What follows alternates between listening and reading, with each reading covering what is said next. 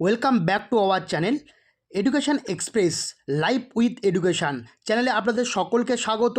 আপনারা কিন্তু থাম্বনেল দেখেই বুঝতে পেরেছেন যে যারা ম্যানুয়াল সার্টিফিকেট অর্থাৎ 2000 সাল থেকে বা তারও আগে থেকে যারা ম্যানুয়াল সার্টিফিকেট করেছিলেন সেই সব কাস্ট সার্টিফিকেট ডিজিটাল করার জন্য কোন কোন ডকুমেন্টস লাগবে এবং কোন কোন ডকুমেন্টস আপনাদেরকে নিয়ে যেতে হবে, কোথায় যেতে হবে, কোথায় জমা করতে হবে, কোন কোন ডকুমেন্টসগুলো রেডি রাখতে হবে, কোন কোন ডকুমেন্টস দিয়ে আপনি ডিজিটাল করতে পারবেন, সম্পূর্ণ তথ্য কিন্তু আজকের ভিডিওতে থাকবে।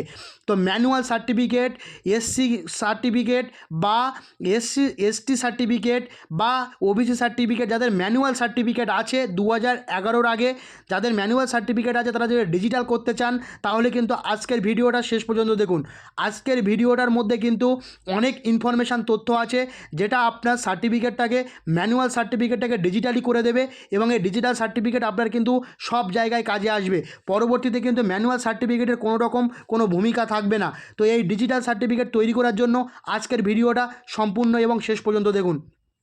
তো এখানে প্রথমেই বলেছে ম্যানুয়াল এসসি কাস্ট সার্টিফিকেট জমা করে ডিজিটাল কাস্ট সার্টিফিকেট পাওয়ার জন্য প্রয়োজনীয় ডকুমেন্টস, কোন কোন ডকুমেন্টসগুলো লাগবে সেই ডকুমেন্টসগুলো মাফ করবেন আপনাদের একটু বানান ভুল আছে, এই বানানগুলো আপনারা মার্জনা করবেন। যেহেতু এটা একটা বানান ভুল সংক্রান্ত বিষয় নয় সেহেতু বানান ভুল আছে, আপনারা একটু মার্জনা করবেন। তো ম্যানুয়াল এসসি কাস্ট সার্টিফিকেট জমা করে ডিজিটাল কাস্ট সার্টিফিকেট পাওয়ার জন্য প্রয়োজনীয় ডকুমেন্টস কী কী লাগবে প্রথমে বলছে documents required to get digital caste certificate by submitting manual SC certificate. আপনার যদি ডিজিটাল সার্টিফিকেট করতে চান তাহলে কিন্তু আপনার যে ম্যানুয়াল সার্টিফিকেটটা আছে সেই সার্টিফিকেটটা কিন্তু আপনাকে জমা করতে হবে। কোথায় জমা করতে হবে এবং তার সাথে কি কি জমা করতে হবে সম্পূর্ণ তথ্য কিন্তু আপনাকে আজকের জানাবো। তো এখানে বলছে দেখুন, if digital number is not generate yet, মানে আপনারা যে জায়গাটা আপনাদেরকে দেখাচ্ছি দেখুন এই জায়গাটার কথা বলছি।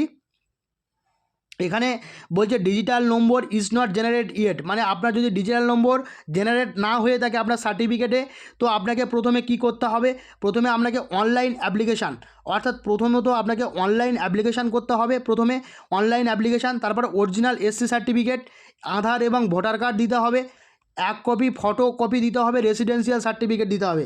মানে অনলাইনে প্রথমে আপনাকে আবেদন করতে হবে, সেখানে অরিজিনাল এসসি সার্টিফিকেট দিতে হবে। সেখানে অরিজিনাল এসসি সার্টিফিকেট কীভাবে দেবেন, অরিজিনাল এসসি সার্টিফিকেটটা আপনাকে কিন্তু সেখানে করতে হবে, অর্থাৎ সেখানে কিন্তু আপনাকে পুরো স্ক্যান করতে হবে, স্ক্যান করে কিন্তু অরিজিনাল এসসি সার্টিফিকেটটা দিতে হবে। আধার এবং ভোটার কার্ডের কিন্তু স্ক্যান কপি দিতে হবে, এক কপি ছবি এবং রেসিডেন্সিয়াল শংসাপত্র, মানে আপনি যে বসবাসকারী আছেন সেই বসবাসকারী সার্টিফিকেট কিন্তু আপনাকে দিতে হবে। আপনি যেখানে বাস করছেন সেখানকার প্রধান বা পঞ্চায়েতের কিন্তু একটা রেসিডেন্সিয়াল সার্টিফিকেট আপনাকে বার করতে হবে।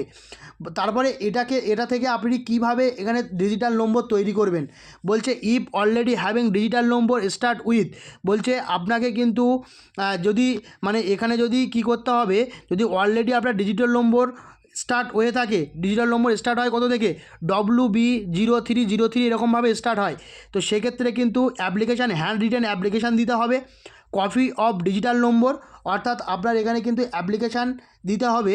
If already having digital number start with, যদি আপনার ইতিমধ্যে ডিজিটাল নম্বর হয়ে থাকে তাহলে তার ক্ষেত্রে কিন্তু এটা দেওয়া আছে এরকমভাবে WB0303 এরকমভাবে শুরু হয় প্রত্যেকটা সার্টিফিকেট।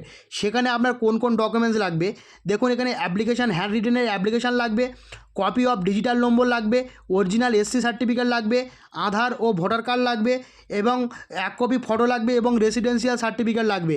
এবং আবেদনপত্রটা কিন্তু হাতে লেখা হবে, আবেদনপত্র যে আপনি কী জন্য আবেদন করছেন সেটা লিখতে হবে, ডিজিটাল নম্বরের কপি লাগবে, অরিজিনাল এসসি কার্ড লাগবে এবং আধার ও ভোটার কার্ড, এক কপি ছবি ও রেসিডেন্সিয়াল, মানে অর্থাৎ আপনি রেসিডেন্সিয়াল শংসাপত্র, মানে আপনি যে বসবাস করছেন সেই শংসাপত্রটা লাগবে।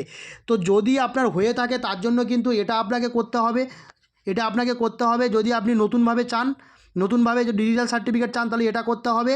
আর যদি আপনার টোটালি ম্যানুয়াল সার্টিফিকেট হয়ে থাকে, যদি ডিজিটাল করতে চান তার জন্য এই ডকুমেন্টসগুলো লাগবে। তো আশা করি সমস্ত বিষয়টা আপনাদেরকে বোঝাতে পেরেছি। সমস্ত বিষয়টা যদি বুঝে থাকেন অবশ্যই কিন্তু কমেন্ট করবেন। এবং হ্যাঁ, আর একটা গুরুত্বপূর্ণ তথ্য আছে, additional documents may be required if necessary, প্রয়োজনে অতিরিক্ত ডকুমেন্টস লাগতে পারে।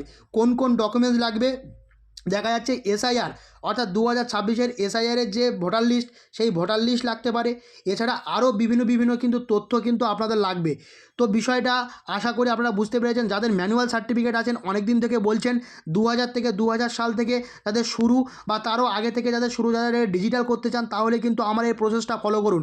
তারা কিন্তু অনলাইনে গিয়ে সমস্ত বিষয়টা তাদেরকে জানিয়ে কীভাবে কোন ডকুমেন্টস লাগবে সেগুলো তো আপনাদেরকে বলে দিলাম। এই ডকুমেন্টস নিয়ে আপনারা কিন্তু ডিজিটালি করতে পারেন। তো যদি ভিডিওটি ভালো লেগে থাকে অবশ্যই কিন্তু একটা লাইক দিয়ে যাবেন। আর যদি চ্যানেলে নতুন হয়ে থাকেন, চ্যানেলটিকে সাবস্ক্রাইব করে পাশে থাকা বেল আইকনটি প্রেস করে রাখবেন, যাতে এরকম নতুন ভিডিওর তথ্য আপনাদের সামনে প্রথমেই চলে আসে।